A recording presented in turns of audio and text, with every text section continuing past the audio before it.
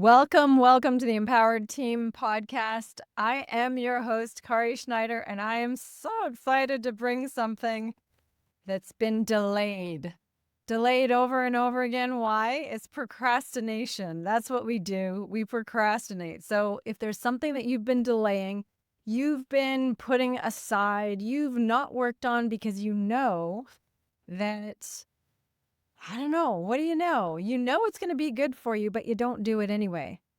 That's the thing about procrastination. Today, what I'm going to give you are 3 ways to stop the procrastinating, stop the waiting, stop the delaying, and start winning. Ready? Let's do it. All right. You've been avoiding something important. If you've been doing that, this episode is for you because I'm going to have the 3 steps that are going to change everything about your procrastination and the real truth about procrastination in that it's not what you think it is. This is why it becomes so confusing because it's not quite what we think it is. So if you've been avoiding something important, procrastination isn't about time. We often say we don't have time, there's too much going on. I don't have time for this. But really, what procrastination is, it ends up being an emotional trap. What we're going to look at is look into why we delay. Even when we know it costs us. That's what we do. We delay even when we know it costs us. And we're working against our own best life. And what we want to do is we want to work for our best life, not against our best life. We want to step into what we really want and do the things that we know are going to make a difference for our future life. And yet, what are we doing? And that is the definition of procrastination. The definition of procrastination, and this is by, and check my notes here, Dr. Piers Steele. Dr. Piers Steele describes it as the voluntary delay of an intended act despite expecting to be worse off for the delay. This is where we are quite literally knowing we should do something, it's like a could with shame on it, knowing that we can do something, knowing we want to do something, and we're still delaying it. We're still not doing it. What is actually happening there? It has nothing to do with the thing. It has everything to do with us avoiding an emotion. That's exactly what it is. Procrastination isn't that we don't want the thing, isn't that we don't want the outcome that taking that act will have. It's that we don't want the feeling that is associated with whatever that act is. So this is the emotional science. And this is by a researcher named Dr. Fuchsia Sirois. Let's see if I can pronounce that. We procrastinate, these are the notes here. We procrastinate not because we're lazy, not because we don't want to do the thing, but rather because we're trying to escape a negative fear, a negative emotion like fear. We're trying to escape the thing that we don't like feeling. That might be shame. It might be overwhelm. It might be fear. We're trying to escape that. It's not the myth, which is it's poor time management. It's not about poor time management. It's about an emotion that we're trying to avoid. Go figure. Who knew? And yet, once we understand that, we can take the actions to support ourselves. We can take the actions that are going to make the big difference. We can support ourselves through feeling the thing that feels really crummy when we do the thing, even though we know we want to do it. So here's what we tell ourselves. So first, you want to be able to identify, where am I doing this? How does it start? It starts with thinking certain thoughts that are beginning the act of procrastinating or inaction. So here's some common thoughts that I've definitely had. It sounds like this. I'll do it when I'm in the right headspace. I'll do it when I've got the right mindset around it. I need to get everything ready before I can start. What I call this is passive action. Doing a lot of getting ready, but not actually doing the thing. Getting the clothes ready for the workout, prepping the food, but not actually doing the workout, not actually eating the healthy food. The actions that are massive actions get the results that we want. But when we're avoiding massive action, sometimes we're avoiding it by taking passive action, by taking little actions that aren't the real thing that we really need or really want. And that can cost us in time, in energy, and it's an emotional drain. I'll be more motivated tomorrow. Tomorrow is that place, that magical land, that fantasy land of feel better. Be more motivated. I'm a hero. I'm a hero in Tomorrowland. But in Todayland, I'm not quite the hero. Tomorrowland, I'm the hero. How about this one? If I can't do it perfectly, I shouldn't start it yet. I'm not ready. It's not ready. The thing's not ready. It's not the right day. The weather's not right. All those? I've had all of those. Those are great. These are simply brain tricks. This is your brain tricking you to help you repair your mood because you're not feeling emotionally up to that particular thing. And the cost is your long-term progress. The cost is your actual success. And that's the hard part. So let's take a little look. Here's the cost. The cost of delay is we lose momentum. But when we lose momentum, we also lose motivation. We also miss our goals. We also put these little chips or dents. We're chipping away at our own self-trust. That's what happens when we keep denying ourselves follow through of what we've said we'd do. So we're chipping away at our self-trust. And if you remember one of our topics last month, it's confidence. And I went into the confidence code. And the biggest thing in that confidence code for most of us is the requirement for confidence of self-trust, of honoring our word to ourselves. So procrastination is a byproduct of not honoring our word to ourselves. And that's where we're typically not honoring our word to ourselves. Why? Simply because we're avoiding an emotion that's really challenging for us to manage, or challenging for us to feel that feel. So I look back at how many people really want confidence. It's the top emotional desire that my clients have. I have one client who is overflowing with confidence, and all of the rest of the clients I've ever had could really use a top up of confidence in some area of their life. And then they find when they're not confident, procrastination goes up. When confidence is going down, procrastination is going up. That's where it's simply a byproduct of not honoring our word to ourselves. So what we want to do are these next three things. These are the things that are going to make the huge difference in stop the delaying, start winning with the actions that make a difference for you.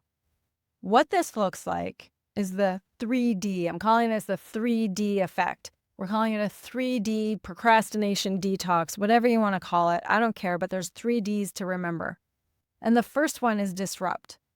Now, just by describing procrastination to you, I'm already disrupting what you may be thinking about procrastination. If we've just busted a myth that says procrastination is about poor time management, or you're lazy, or something like that. Someone told you somewhere, maybe a parent, a grandparent, someone said to you that you're lazy because you're not following through or you're delaying things. And now you realize, wait a second, I knew I wasn't lazy. I knew my time management skills are pretty on point in all these other areas. Why is it this area that I'm struggling with? Now you realize it's this need for your brain to divert yourself from experiencing an emotion that you don't like. So here's what we do. Number one is disrupt. We've just done this by breaking the myth, busting it open, finding the truth of where it's really going on. So we disrupt, but we can do this also with little techniques or tactics. One thing that I've done is setting an alarm. There was something I've been putting off and putting off and putting off because it kept building up in the volume of work that has to happen. And it's all this marketing material and all these photos, and they're disorganized. But when I set an alarm for 2 minutes, that's all. It makes a huge difference. So an alarm can be a disruption. Body movement can be a disruption. Countdown can be a disruption. Consider the 5-second rule by Mel Robbins. 5, 4, 3, 2, 1, and go. That thing as a disruption right there is huge. And I've used it for years on something that's a little nerve-wracking. We have, on this location, we have a rock across this little bay. We go to this rock, and at this rock, we jump off of it. But it's not an easy thing. It's not just, maybe 4 feet above the water in a pool. It's about 15 feet above the water, maybe a little more. And when you drop there, if you don't have your face ready or your nose ready or something, you're going to have water up every hole that exists in you. It is a big plunge, a big drop, and it's adrenaline producing.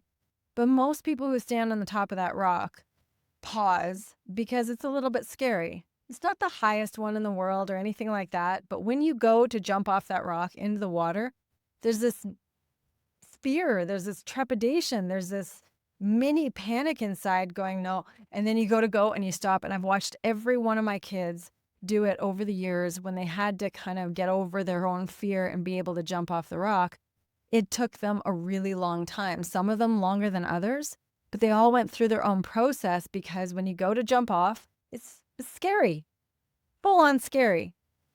And then eventually they are with that fear, and eventually they overcome the fear and they take the leap and they jump into the water, and it's so exhilarating. And yet they go again, and they probably have the same effect of pausing and waiting. Oh, I can't do it. Oh, I did it once. Oh, and trying to convince themselves.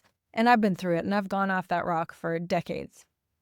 So it's the same thing, but the technique that works really well is when you count down 3, 2, 1, and you build it up and then you go. And that's the same kind of thing. If you're delaying on something like going for a walk, 3, 2, 1, get my shoes on. 5, 4, 3, 2, 1. Anything that can help you disrupt the pattern of not doing the action. Disrupt the pattern of putting it off. Alarm, body movement, doing a countdown is a big deal. So number 1 is disrupt. Number 2 is decide. When you decide that you are going to do it, one of the easiest things, and I mentioned this already, is if you give yourself the gift of just doing it at the easiest possible way or time frame. So I gave you a 2-minute example. I've seen people use this over and over. I'm just going to start it for 2 minutes and I'm going to set the alarm for 2 minutes. Or I'm just going to give myself 2-minute head start today, and then tomorrow I'll do another 2 minutes. Make it as easy as possible. I know somebody who would go for a run and do a 3-minute run. That's all, 3 minutes, and away they went. So all it takes is this little tiny chunk of getting started and not making anything wrong about the amount of time, but rather celebrating 2 minutes. That's all it's going to be, 2 minutes. I'm going to do 2 minutes every single day. So just decide. And then design. This is the 3rd D. What this is you're creating a design, a structure. You're structuring something that's going to be helpful to keep you going. What this can look like is time blocking. This can look like visuals, like your poster board, whatever you want, your graph on your wall, your whiteboard, your step-by-step framework, your computer Miro board, whatever it is, but a visual, something that keeps you focused on that picture. So you've got time blocking, visuals, and then accountability. Remember I gave you that rock example? Well, sometimes it's even just jumping off the dock because the water's cold. It's only a foot off the water, but the water's cold and you don't want to go in, and you know there's going to be a shock and it's hard to do. But then when you do the 3, 2, 1 and go, and you've got a buddy with you, an accountability buddy, and you're both going at the same time, that really pulls it all together. When you give yourself that structure, that's what's going to make a huge difference. So number 1 is disrupt. Do the thing. Set the alarm. Move the body. Do the countdown. Number 2, decide. Decide whatever you're going to use as a little mini time frame. Am I going to do it for 2 minutes? Am I going to do it for 3 minutes? Am I going to just make sure that I've got everything set up and start 1 minute tomorrow? Whatever it looks like, start the small actions. And then lastly, create your structure so that your structure supports you with other people, with your plan, with the time blocking, with your visuals. Get the structure so that you are supported. Now, those 3 Ds are really your tactics. This is tactical. This is how you're going to get it done. But if you continue to avoid the emotional part of it, you're going to constantly have to use tactics to push yourself through it. I am not suggesting that you use hacks and tactics for the rest of your life. What I'm suggesting is that you use a tactic, you use the 3 Ds to get you moving. But the bigger picture thing here is that you are able to start experiencing whatever emotion is hard. Maybe it's grief, maybe it's sadness, maybe it's fear, maybe it's shame. Whatever it is that feels icky in your body, remember, your body is supposed to experience that. Remember that vibrational frequency called an emotion that happens to be probably a lower vibrational frequency, that low emotion, I think you probably would rather feel crummy about something you don't like, or crummy that you're scared about something you're scared of. I think you would rather that than feel nothing at all. If you feel nothing at all, your life becomes very narrow. When you can feel the full feels of life, when you can experience the spectrum of life called the positive feelings and the negative feelings, when you have that capacity, you quite literally become unstoppable. Your greatest fear isn't dying. Your greatest fear ends up being the emotional turmoil of failure, the emotional turmoil of other people's opinions, or seeing you fail, or their not liking something about you. Our greatest challenge in life is an emotional challenge. It's not a car accident. It's not death. It's not any of those things. It's the anticipation of something bad. It's the remembering something bad. It's that emotion that is the hard part. The actual event itself, it usually happens in a second. We usually don't know that it happens. There's not usually a lot of suffering around the things that we think we're the most afraid of. What we're actually the most afraid of is all this other stuff that's going on a day-to-day basis. So here's the challenge. Think about it for just a second. Which emotion is driving your delay? Which one is it? Is it fear? Is it uncertainty? Is it shame? What's the drive behind the delay? Because those tactics, the 3D detox I gave you, is only going to work so far. You can disrupt and decide and put 2 minutes in place and design the structure for days, for weeks. But that will wear down if you do not allow yourself to identify and feel the feeling that you're struggling with. And when I say feel the feeling, I don't mean stay there in suffering for all time. What I mean is process that. Is process what's there and be able to experience it. Be able to go through that discomfort. That's what makes you unstoppable. That's what makes you more resilient to anything that happens. And it makes you allow yourself to experience everything that happens in the world. Not just try so hard to only experience positive things when that's not reality. That's just not real. Stop fighting reality. It's a 50-50 of life. We've got positive, we've got negative. If we can experience the negative, we get to really have more of a full positive experience in life. So take a look. What's the emotion that's driving your delay, called procrastination? What's the one of the 3 or all of the 3 actions that you're going to take to disrupt that pattern, because that's all that you need? And then put 2 minutes on it. What is it today? I want to hear about it. Tell me what it is.